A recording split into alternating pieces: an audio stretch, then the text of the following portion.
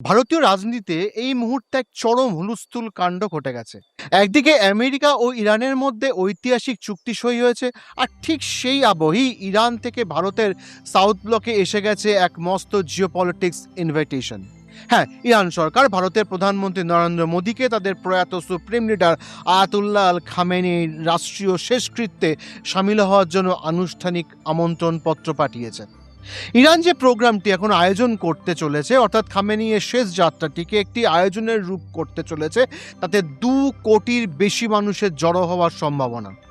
America ও ইসরায়েলের সুপরিকল্পিত হামলার মাঝেই গত 28 তারিখে খামেনির মৃত্যু হয়েছিল, আর এখন জুলাই মাসের 4 থেকে 9 তারিখ পর্যন্ত ইরানে তার এক বিশাল অন্ত্যেষ্টিক্রিয়া বা ফিউনারেল অনুষ্ঠানের আয়োজন করা হয়েছে। কিন্তু এই আমন্ত্রণপত্র ভারত সরকারকে এক খুব বড় কূটনৈতিক দোটানা বা ধর্ম সংকটের মুখে দাঁড় করে দিয়েছে। কেন ভারত এই আমন্ত্রণে চূড়ান্ত বিপাকে পড়ল? কেন কেন এই চুক্তির পরও গালফ দেশগুলোর ভয়ে কাঁপছে, আর আমেরিকা হঠাৎ কেন ইরানের শর্তের সামনে আত্মসমর্পণ করলো? তাছাড়া ভারতের থেকে ব্রহ্মোস সুপারসনিক ক্রুজ ক্ষেপণাস্ত্র ও আকাশতীর প্রতিরক্ষা ব্যবস্থা কিনতে আগ্রহী সংযুক্ত আরব আমিরশাহী। সেই লক্ষ্যে চুক্তি চূড়ান্ত করতে নয়াদিল্লি ও আবুধাবির মধ্যে চলছে এক চূড়ান্ত পর্যায়ের আলোচনা। পশ্চিম এশিয়ায় একটাই প্রশ্ন ঘুরছে, তবে কি এবার এই এলাকায় প্রাধান্য আস্তে আস্তে খোয়াচ্ছে আমেরিকা? নমস্কার, আমি দিব্যেন্দু, ইন্টারভিউ চ্যানেলে আপনাদের স্বাগত। খামেনির মৃত্যুর পর আন্তর্জাতিক স্তরে এক বড় প্রশ্ন উঠেছিল যে ভারতের তরফ থেকে কেন কোনো চটজলদি প্রতিক্রিয়া বা শোকবার্তা দেওয়া হলো না।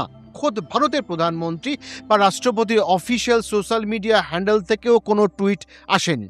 অনেক পরে 5ই মার্চ ভারতের বিদেশ সচিব দিল্লির ইরান দূতাবাসে গিয়ে শোক বইতে সই করেন। ইরান অবশ্য পরে সাফাই দিয়েছিল যে তারা শোক বই খুলতেই দেরি করেছিল, তাই ভারতের প্রতিনিধি যেতে দেরি করেছেন। কিন্তু দুনিয়ার তাবর মিডিয়া ভাবছিল ভারত কি খামেনেইকে সুপ্রিম লিডার মানতে ইতস্তত করছে, নাকি এর পিছনে অন্য কোনো সমীকরণ কাজ করছে।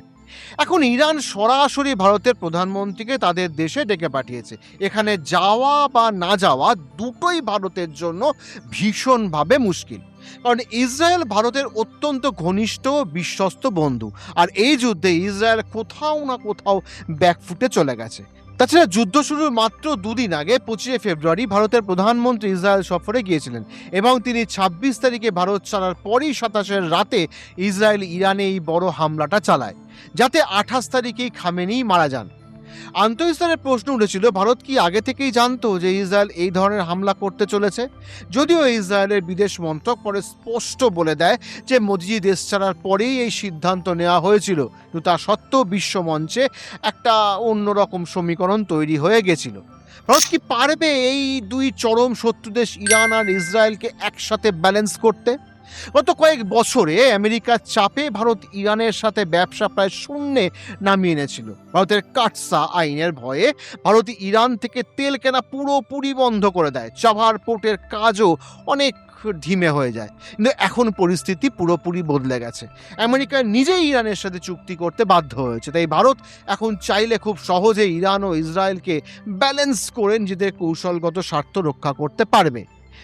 ইরান এই শেষ যাত্রাকে তাদের ঐক্যের ও শক্তির এক বিশাল আন্তর্জাতিক প্রদর্শন হিসেবে তুলে ধরতে চাইছে।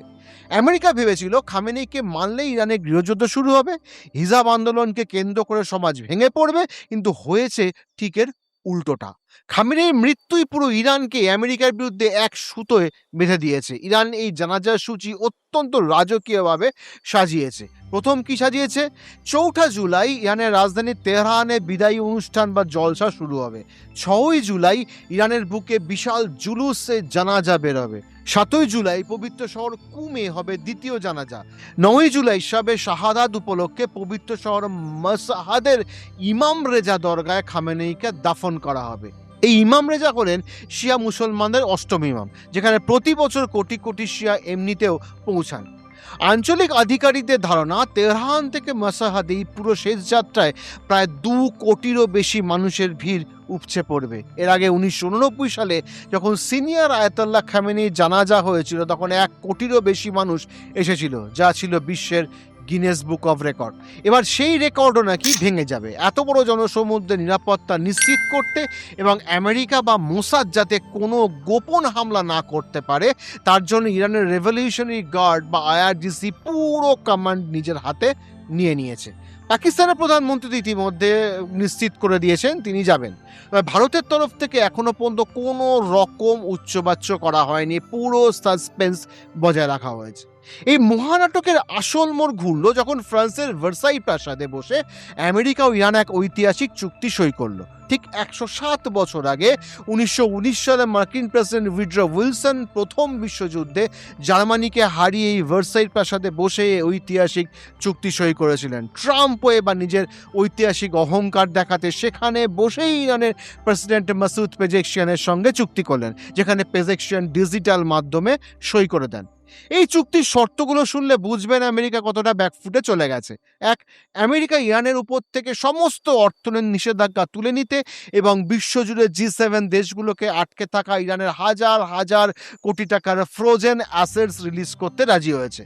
নাম্বার 2, ট্রাম্প সরাসরি টাকা দেওয়ার কথা অস্বীকার করলেও জানিয়েছে ইউএইর মতো দেশকে দিয়ে ইরানের কিছু বিদ্যুৎ কেন্দ্র বা $300 বিলিয়ন পরোক্ষ বিনিয়োগে আমেরিকা কোনো রকম বাধা দেবে না। এর মানে ভারত, কাতার, ওমান এখন কোটি কোটি ডলার ইরানে বিনিয়োগ করতে পারে। নাম্বার 3, ইরান থেকে সমৃদ্ধ ইউরেনিয়াম বা এনরিচড ইউরেনিয়াম বাইরে বের করার যে জেদ আমেরিকা ছিল তা আমেরিকা ত্যাগ করেছে। এখন ঠিক হয়েছে 11 টন ইউরেনিয়ামের মধ্যে যে 440 কেজি ওয়েপন্স গ্রেড ইউরেনিয়াম আছে, আন্তর্জাতিক পরমাণু সংস্থা কেবল ইরানের ভেতরে গিয়ে তা শুধু ডিলিউট করে দেবে। নাম্বার 4, ইরানের 60 দিনের জন্য হরমুজ পানি সম্পূর্ণ ট্যাক্স ফ্রি বা শুল্ক মুক্ত করে দিয়েছে। এই খবর ছড়াতেই বিশ্ববাজারে তেলের দাম হু হু করে কমতে শুরু করেছে। কিন্তু আমাদের মনে রাখতে হবে ইরান ভারতের জন্য অত্যন্ত গুরুত্বপূর্ণ একটি স্ট্র্যাটেজিক ও কৌশলগত অংশীদার। ভারত ও ইরানের এই কূটনৈতিক এবং বাণিজ্য সম্পর্ক আজ নতুন নয়, বরং এর সূচনা হয়েছিল 1950-এর দশকে। আজ পর্যন্ত ইরানের রাষ্ট্রপ্রধানরা মোট 7 বার ভারত সফরে এসেছেন। পণ্ডিত জওহরলাল নেহরু কিংবা ইন্দিরা গান্ধীর আমল থেকে শুরু করে সেই সম্পর্কের ধারা অব্যাহত। ইরানের রাষ্ট্রপ্রধানদের সর্বশেষ ভারত সফরটি হয়েছিল 2018 সালে, যখন প্রেসিডেন্ট হাসান রুহানি নতুন দিল্লি এসেছিলেন। 2016 সালে ভারতের প্রধানমন্ত্রী নরেন্দ্র মোদীর ঐতিহাসিক ইরান সফর এবং ইরানের সুপ্রিম লিডার আয়াতুল্লাহ খামেনির সঙ্গে তার বৈঠক।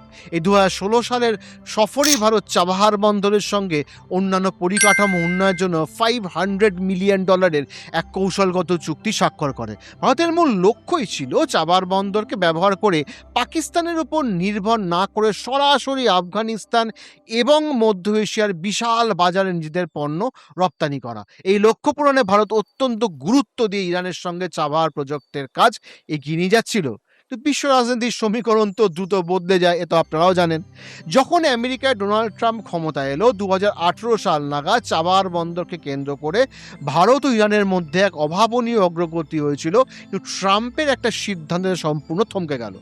ওয়াশিংটন ইরানের উপর অত্যন্ত কঠোর কাটসা আইন মানে countering America's adversaries through sanctions act চাপিয়ে দেয়।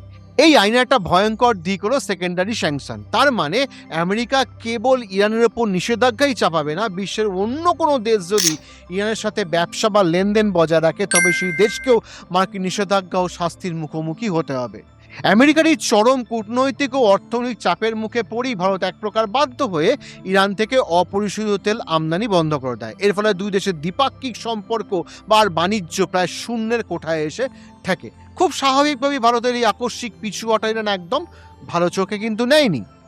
আমেরিকা ও ইরানের এই চুক্তির পরে সৌদি আরব, সংযুক্ত আরব আমিরশাহী, কাতার এবং ওমানের মতো গালফ দেশগুলোর মনে এক চরম দুশ্চিন্তা ও নিস্তব্ধতা গ্রাস করেছে। কেন তারা ভয় পাচ্ছে? তার মূলে মোট 4টি কারণ রয়েছে। নাম্বার 1, খাড়ি দেশগুলোর আয়ের মূল উৎস হলো তেল। এতদিন ইরানের তেল বন্ধ থাকায় সৌদি আরব চড়া দামে তেল বিক্রি করে বিপুল লাভ করছিল। এখন ইরানের তেল বাজারে অবাধে আসায় দাম কমছে। একা সৌদি আরবেরই প্রায় 4 লক্ষ কোটি টাকার বড়সড় আর্থিক ক্ষতির আশঙ্কা করা হচ্ছে। ওদিকের বাজেট বা রাজস্ব ঘাটতি কিভাবে সামাল দেওয়া যায় তা নিয়ে গালফ দেশগুলোর অর্থমন্ত্রীরা রীতিমতো দুশ্চিন্তায়। 2, 7 দিন পরে হরমুজ প্রণালীতে কি হবে তা নিয়ে গালফ দেশগুলো আতঙ্কে আছে। চুক্তিতে বলা হচ্ছে আগামী দিনে এই রুট কিভাবে নিয়ন্ত্রিত হবে তা ইরান আর ওমান মিলে যৌথভাবে ঠিক করবে। গালফ দেশগুলো ভয় পাচ্ছে যে 7 দিন পর ইরান যদি তাদের বাণিজ্যিক জাহাজের উপর চড়া ট্যাক্স বসায়, তবে তাদের অর্থনীতি আবার কিন্তু ধ্বংস হয়ে যাবে।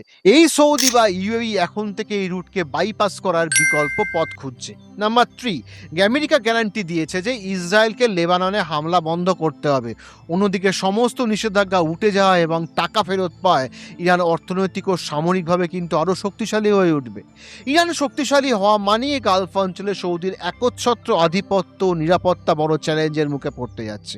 নাম্বার 4, এই চুক্তির পিছনে চীনের ইশারায় পাকিস্তান মধ্যস্থতাকারীর ভূমিকা পালন করেছে এবং একে তারা ইসলামাবাদ পিস অ্যাকর্ড নাম দিয়েছে। গালফ দেশগুলো ভাবছে শান্তি রক্ষার ক্রেডিট দেখিয়ে দেউলিয়া পাকিস্তান এখন তাদের থেকে বড় অঙ্কের চাঁদা আদায় করবে, যা গালফ দেশগুলোর পকেটে আরও বড় টান দেবে। এই মার্কিন ইরান চুক্তি পুরো মধ্যপ্রাচ্যের সাজানো গোছানো সমীকরণটাই ওলটপালট করে দিয়ে, তবে ভারতের জন্য একটা মস্ত উইন উইন পরিস্থিতি ক্রিয়েট করেছে। ভারতের সঙ্গে আমির শাহী ব্রহ্মোস এবং আকাশ তীরের চুক্তি করলে বদলাবে সেই পরিস্থিতি। ইরান যুদ্ধে আমেরিকার ভূমিকা নিয়ে ভীষণ বিরক্ত আবুধাবি। সংঘর্ষ চলাকালীন তেহরানের ছোড়া ক্ষেপণাস্ত্র ড্রোনের সর্বাধিক আঘাত তাদেরকেই সহ্য করতে হয়েছে। শেখ মোহাম্মদ বিন জায়েদের সাথে প্রধানমন্ত্রী মোদির দীর্ঘ বৈঠক হয়। সেই সময় থেকে ব্রহ্মোস এবং আকাশ তীর কেনার ব্যাপারে দুপক্ষের মধ্যে শুরু হয়েছে আলোচনা।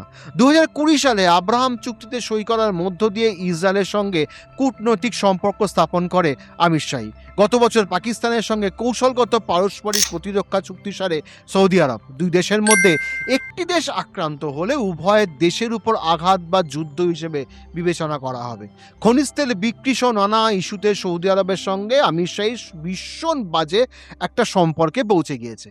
ইরান যুদ্ধ বাদলে তাদের ছোড়া ক্ষেপণাস্ত্র ড্রোন আছড়ে পড়ে দুবাই, আবুধাবি, শারজার মতো ঝাঁ চকচকে শহরে। এতে মারাত্মকভাবে ক্ষতিগ্রস্ত হয় সে দেশের বিলাসবহুল হোটেল, এআই ডেটা সেন্টার ও বিমানবন্দর।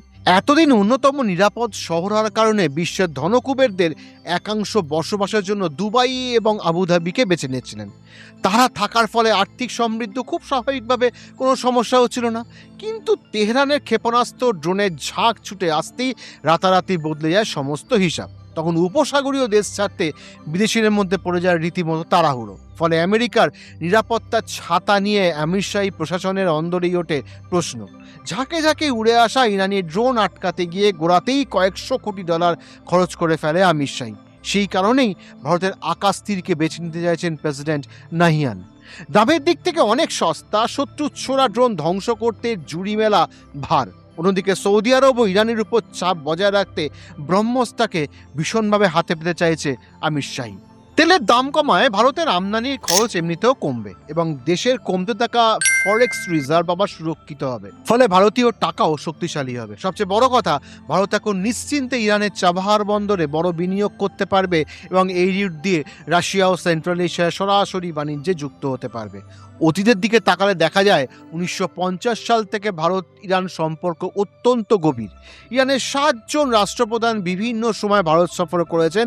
বেজিকসেনের শপথ গ্রহণ অনুষ্ঠানে ভারতের পক্ষ থেকে নীতিন গডকরি গিয়েছিলেন, এমনকি উপরাষ্ট্রপতি জগদীপ ধনখড়ও ইরান সফর করেছেন। তাই ইরানের সঙ্গে ভারতের কূটনৈতিক এনগেজমেন্ট সবসময় ছিল এবং আশা করা যায় থাকবেও। আপনাদের কি মনে হয় এই জিওপলিটিক্স টুইস্টে ভারতের কি সরাসরি প্রধানমন্ত্রী স্তরে খামেনেইর ফিউনারালে যোগ দেওয়া উচিত, নাকি কোনো উচ্চপদস্থ প্রতিনিধি পাঠানোই সবথেকে বুদ্ধিমানের কাজ হবে? আপনারা কিন্তু কমেন্টে জানাবেন কোনটা ভালো হয়। সবাই ভালো থাকবেন, সুস্থ থাকবেন। জয় হিন্দ, জয় ভারত।